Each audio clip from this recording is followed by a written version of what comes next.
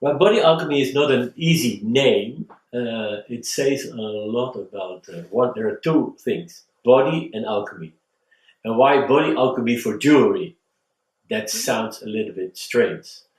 But I feel there is a strong interaction between the body and the jewelry. So an interaction could be a certain kind of symbiosis, a certain kind of transition, certain kind of stimulation from one to the other. And that is very, very funny. The nowadays modern, the contemporary jewelry, nowadays contemporary jewelry, is not so nice to the body. So they fight to the body. So they're fighting, and they're more or less aliens to the body. So they make from the body more a robot body. Yeah. Yeah. So that is it. What I like in alchemy and body alchemy, that there is on one hand the word body, the relation to the body. Without the body, we can't carry jewelry. Yeah, and those things are very important. It's very interesting. There's a certain kind of Chinese alchemy. And the Chinese alchemy is going about the Weidan and the Naidan. It's the inner and the outer part. And in the West, we are more interested in the outer part, yeah, the outer part of the alchemy. And in China, they are more interested in the inner part of the alchemy. And that means that they have the whole thing as a certain kind of body holistic way of thinking. And in that case, there is an interesting thing. How are jewelry related to the inner part? What they do with their mind? What is doing when you wear it? Are you proud when you wear it, or are you become a little bit? I will hide myself. Yeah, because I believe you need to be very powerful to wear nowadays piece of jewelry. It's the jewelry nowadays is very present. They have really balls. They have guts. They have power, and that means that you as a wearer have to be powerful too. Well, first of all, I thought it had to be a very, very powerful exhibition. Very powerful and strong. That means that I did a selection by people, older artists, middle artists, and young new with fresh new work. A lot of people from the younger generation has never been seen, yeah, in China.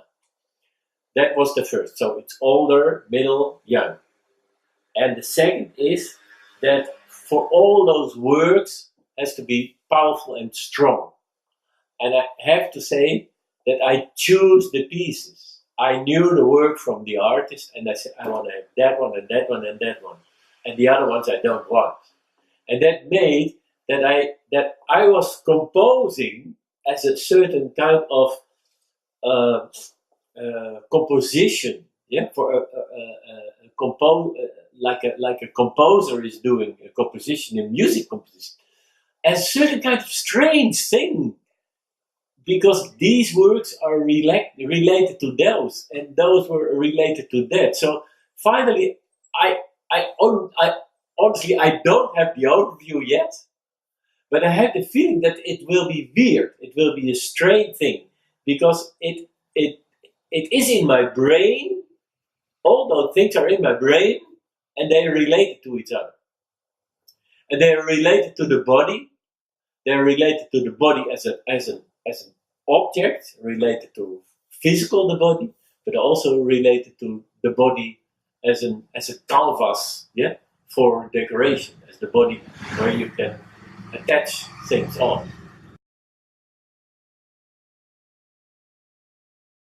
Well, for me, a powerful piece is a piece with a meaning, with layers, with a content.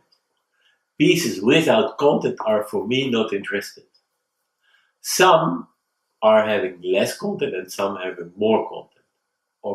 And then a piece who is clean and clear in the message is very powerful. And that sounds a little bit strange because you say then, oh well, but you like all those layers, yeah, and the layers are hidden and the layers are coming when you. But I like to do investigation in work. I like to fight with the piece to start to understand it, because the more I fight with a piece, the more energy I had to put into a piece to understand the piece gives me more. I don't like easy pieces. When a piece is too easy, I'm not interested.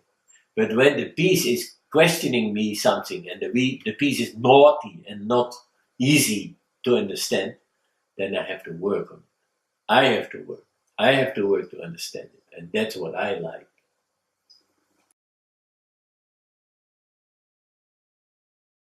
No, not at all. It's really the choice of me. I made a choice, and that's maybe a crazy choice. It's my personal way of how I think that jewelry is important nowadays, important. But it's the choice of Ruud. It's nothing else. It's only a personal choice. When someone else get the question, they make a totally other exhibition out of it, and I love that. It's personal. You can kill me for my choices, but don't do it because it's only my choice.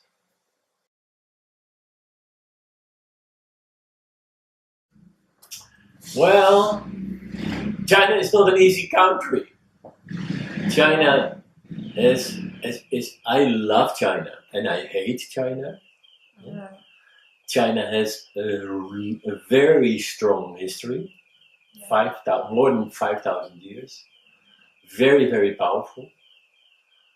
Uh, and had also in the past some difficulties. Yeah? The Cultural Revolution was not easy. What's happening nowadays is not easy. Too much money. People have too much money. That makes it not easy. So they're all constantly shifts. Yeah, check, check, check. That makes that people get shift. They get strange in their mind. I don't feel that the society is grounded. Yeah. I feel shaked when I'm in China.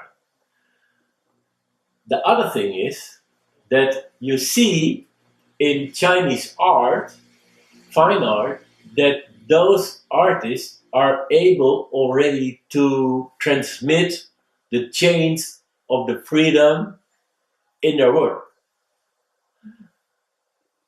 By crafts, it's not yet happening. I smell it a little bit.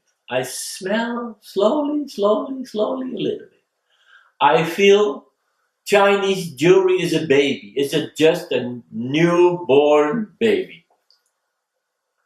3 years ago, I was in China and I said, oh my God.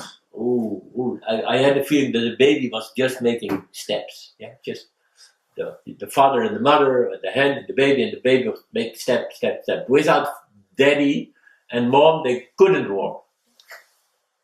Now, I see some people who really can make independent a step. And how is it impossible that those can make independent steps? Because they go into their belly. They do have their introspective way of thinking. Who am I? What I'm doing? And how can I bring my only personal view into the world? And not thinking about what's happening in the West and what's there and what's there and what's there, and then copy and remake. No, they start to think, who am I? And how can I make a piece? And that's interesting.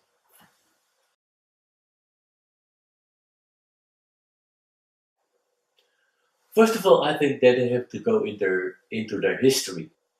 They have to know their history. They have to know where they come from.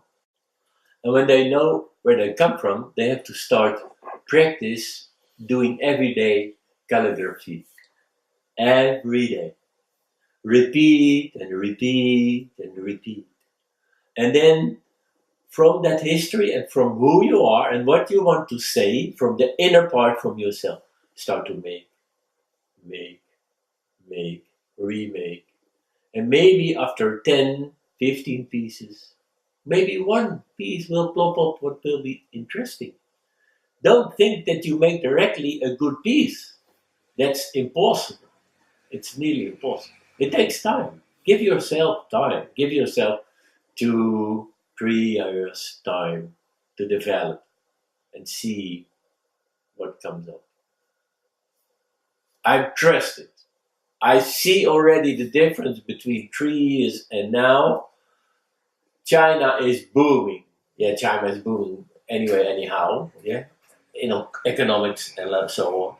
But I see that there is really power coming up in Chinese jewelry. And then what I see power in Chinese jewelry with a content-wise Chinese thing.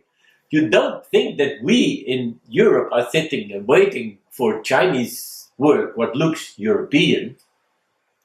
Gaga. We want Chinese work.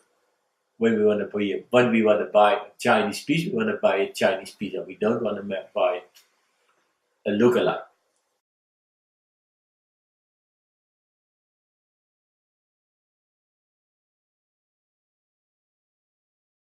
Just do it. Make it.